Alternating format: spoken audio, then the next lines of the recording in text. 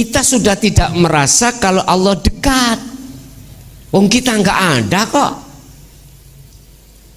Berarti bahasa dekat, bahasa di depan, bahasa di luar, di dalam, awal, akhir lenyap sudah. Leres gini kita jali pada diri jenengan. Berarti keakuan jenengan sudah tiada.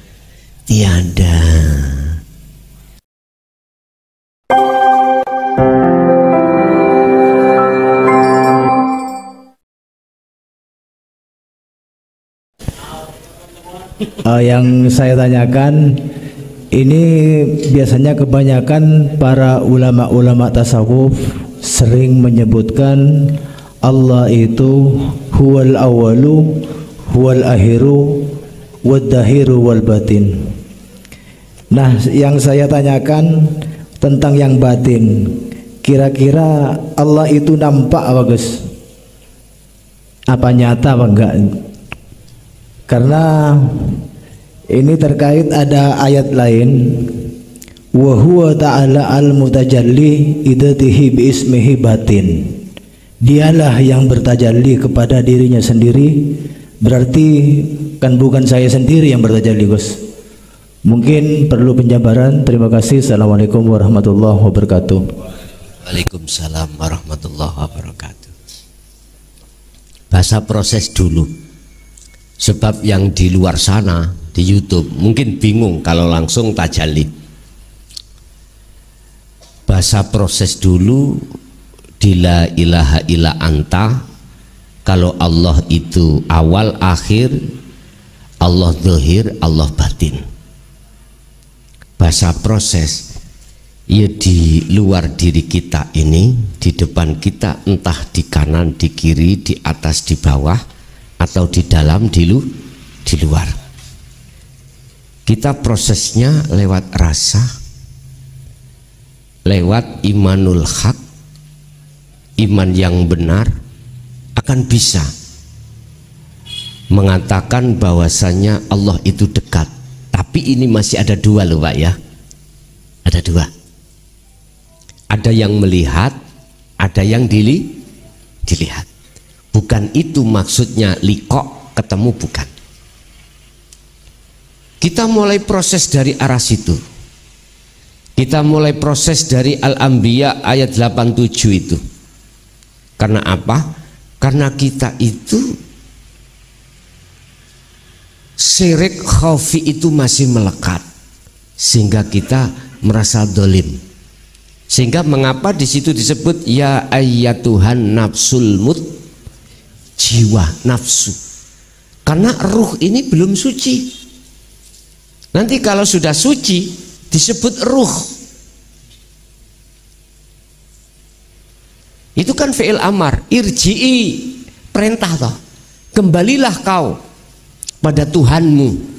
Berarti manakala ini perintah, berarti keadaan ruhaniyah yang disebut jiwa, jiwa yang damai, itu posisi belum ketemu Allah. Seperti gini, masuklah kau dalam masjid. Munculnya kalimat itu sebab kita ada di luar masjid. Kalau sudah ada di dalam masjid, gak mungkin masuklah dalam masjid. Berhubung kita belum sampai ke tajalli, maka ada perintah. Otomatis melewati rodiyata mardiyah, artinya ridho, ikhlas. Pelepasan ikhlas itu kita tidak boleh ada pengakuan. Seperti tukang parkir, ikhlas melepaskan mobil diambil oleh orang yang memarkir. Gak mungkin yang namanya tukang parkir menggandoli mobilku iki, nggak mungkin. Mesti dia kasihkan, bahkan dia akan memberikan jalan untuk biar aman mobilnya lah gitu. Sama dengan itulah ikhlas. Jadi kalau kita sudah membiasakan atau mengasah fungsi la ilaha illa anta, maka otomatis kita sampai pada ilallah, pada illa ana. Lah, itu maksudnya bukan ada dua. Kita sudah tidak merasa kalau Allah dekat. Wong kita nggak ada kok. Berarti bahasa dekat, bahasa di depan, bahasa di luar, di dalam, awal, akhir lenyap sudah. Leres gini kita jali pada diri jenengan, berarti keakuan jenengan sudah tiada.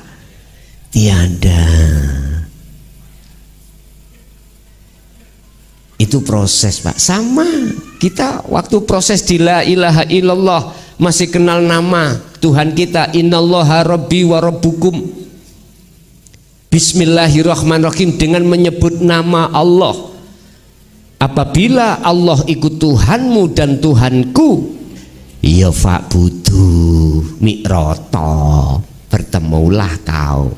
Akhirnya kita mau naik, ini kan syariat tadi, la ilaha illallah, naik ke thariqah, la ilaha illallah, sifat kita mengenal Allah dalam konteks sifat. Naik lagi ke hakikat, thariqah mana? Sholat itu thariqah, Pak.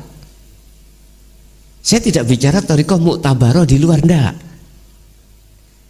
Thariqah jalan itu sholat termasuk thariqah. Ilmunya sholat disebut syariat. Lah, tujuannya sholat hakikat. Berarti kita wajib memahami maksud la ilaha illa anta, pengenalan kita terhadap Allah dari sisi zatnya. Dat anta berarti Allah sudah terasa dekat. Seiring berjalannya waktu, maka jenengan puncak, pada akhirnya pada puncak wahyu apa yang tidak bisa kami sebut tadi loh. Allah sudah enggak ada sebutan, huwa ya enggak, anta sudah tidak, tinggal ahad, ana. Itu berarti jenengan Allah bertajalli dalam diri jenengan, yaitu sudah otomatis. Kalau sudah di sini, inilah yang ku maksud jenengan ikut detik-detik kerohanian sampai iku sudah putus hubungan dengan selain Allah. Tapi maksudnya bukan jenengan iki ketemu Allah, bukan. Ini kan bahasa proses. Memang seperti itu. Sebetulnya di situ tidak ada dohir, tidak ada batin, tidak ada awal, tidak ada akhir. Wong nama Allah nggak ada kok. Awal kok ada, akhir ada, pun sudah tiada. Itu tadi loh, Pak. Ketika meja ini sudah jenengan ambil, saya bisa menyebut apa? Kalau boleh saya doding, Pak, wujudnya Allah kang sejati, tur yang dimaksud anak kang sejati, ya ini loh, Pak. Kalau bahasa Quran laisa kamislihi, nah itu udah.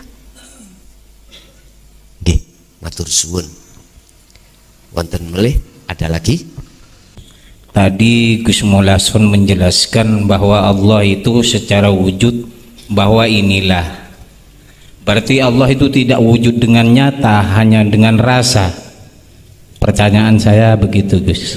Assalamualaikum warahmatullahi wabarakatuh. Waalaikumsalam warahmatullahi wabarakatuh. Nyata dalam hal wujud sesuai dengan pandangan kita. Kalau kita memandang wujud dari ainul basyariyah ini, gitu, ini toh makhluk toh, makhluk.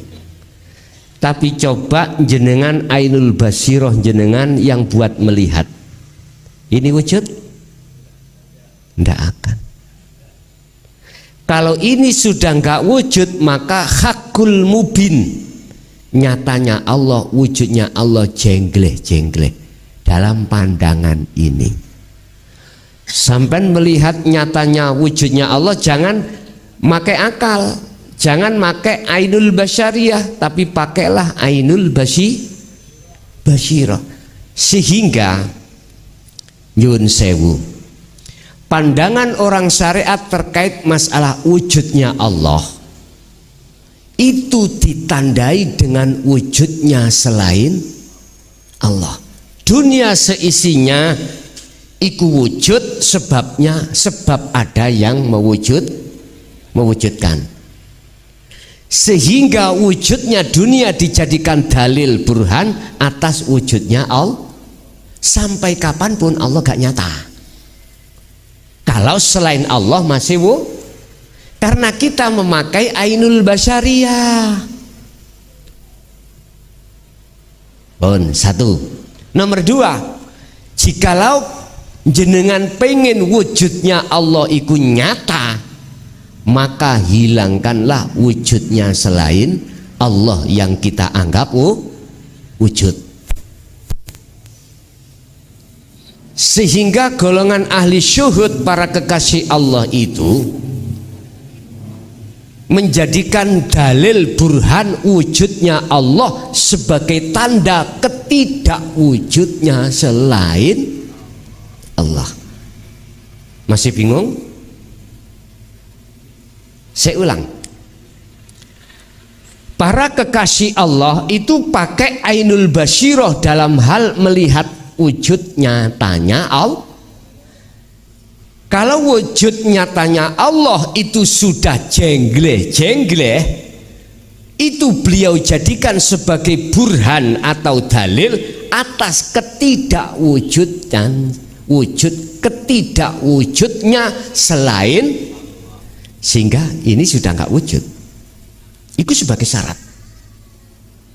Apa mungkin perkara yang gak wujud selain Allah bisa menyatakan melihat wujudnya yang wujud? Saya ulang ya, apa mungkin perkara yang gak wujud aslinya, kita kan gak wujud, bahasa syariat kita wujud sebab diwujudkan yang berarti aslinya kita tidak. Saya akan dipaham Pak gini? Saya akan gini? Oke, mungkin lihat sifat wajibnya Allah 20 terhadap nafsiyah. Pertama, wujud. Iku sifat wajib, wujud itu sifat wajib Allah apa makhluk? Allah ya? Oke, kita makhluk apa Allah? Makhluk ya? Oke, itu prosesnya. Berarti kita punya hak enggak wujud? Enggak punya. Hak wujud enggak punya. Kalau toh sifat wujudnya, sifat wujud itu wujud jadi sifat wajibnya Allah, lantas lawan katanya wujud, berarti Adam itu menjadi sifat wajib kita sebagai makhluk. Sehingga apakah mungkin perkara yang tidak wujud bisa melihat yang wujud? Gak mungkin. Sebab sesungguhnya yang bisa melihat yang wujud itu sendiri. Inilah yang kumaksud bertemu itu di situ. Kalau kita masih merasa ada ya kemakhlukan diri kita, berarti kita belum bisa menyatakan nyatanya wujudnya Allah. Wis Gus tambah munyer aku. Deleh kupluk isik. Sampai tanggal bunyai wingking sampean. Memang kudu bingung dhisik, Pak. Jenengan kula wau mriki nggih bingung dhisik kok. Sebelum nyampe di sini nggih bingung. Mepe dibuka mboten saged. Terus ditembak masjidnya baru saged. Nggih, leren bingung muter-muter tau. Kita untuk menemukan wujud sejati ya kudu bingung dhisik. Harus bingung. Kopiah ya rada miring-miring dete. Ngoten lho. Wis ra apa-apa. Niku proses, Pak nggih. Proses. Terus pundi saged ditampi, Pak? Saged diterima? Jadi kesimpulan ini Pak, kita tidak akan pernah tahu wujud nyatanya Allah, padahal sejatinya yang wujud jenggleh itu hanya Allah, manakala kita masih ada wujud selain Allah.